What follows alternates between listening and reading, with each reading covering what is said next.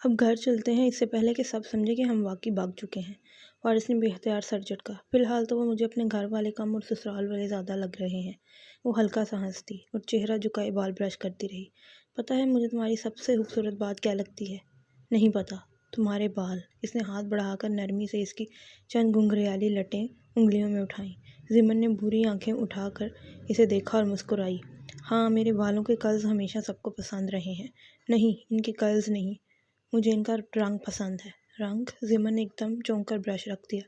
ہاں، ان کا brown colour. زمن نے بے اختیار تھوک نگلا، مگر وہ اپنی دھن میں کہہ رہا تھا، سادی اور سیم کے بال بھی براؤن ہیں، مگر تمہارا کلر بہت مختلف ہے، بہت خوبصورت ہے۔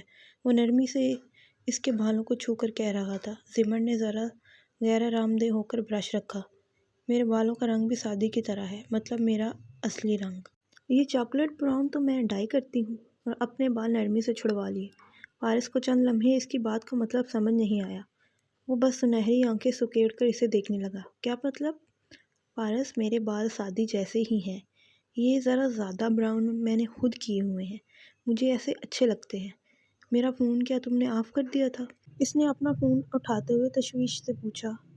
ایک منٹ، یہ اصلی کلر نہیں ہے؟ مگر جب میں نے تمہاری یونیورسٹی میں داخلہ لیا تھا تب بھی تمہارے بالوں کا کلر یہی تھا۔ میں 22 سال کی عمر سے بال ڈائی کر رہی ہوں فارس۔ پاکستان کی ہر تیسری لڑکی بال ڈائی کرتی ہے۔ اف، اتنے میسیجز۔ وہ اسکرین کو دیکھ رہی تھی۔ جب وہ کچھ نہ بولا تو سر اٹھا کر اسے دیکھا۔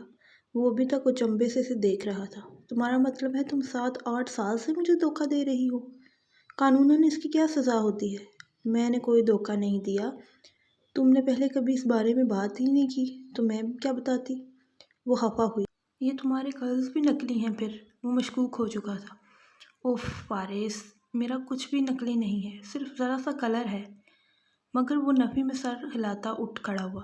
نہیں زمر بی بی، آپ نے مجھے اتنے سال دھوکے میں رکھا۔ آپ کا ہر ظلم معاف کر سکتا ہوں، مگر یہ نہیں۔ آپ نے میرا دل توڑا ہے۔ کیسے لوٹائیں گی آپ مجھے میرے 8 سال؟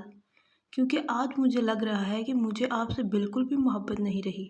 وہ نفی میں گردن ہلاتا ابھی تک تعجب سے کہہ رہا تھا۔ زمر نے گردن موڑ کر تندوہی سے اسے دیکھا۔ کتنا بولنا آ گیا ہے تمہیں؟ وہ ابھی جواب میں کچھ تیکھا سا کہنے لگا تھا کہ اس کا اپنا موبائل جیب میں تھر تھرانے لگا۔ اس نے نکال کر دیکھا۔ آبدار، اس نے کال کاٹی۔ میں اس معاملے میں کوئی اتنی جلدی نہیں ختم کرنے والا۔ واپس آ کر اس بارے میں بات کرتا ہوں۔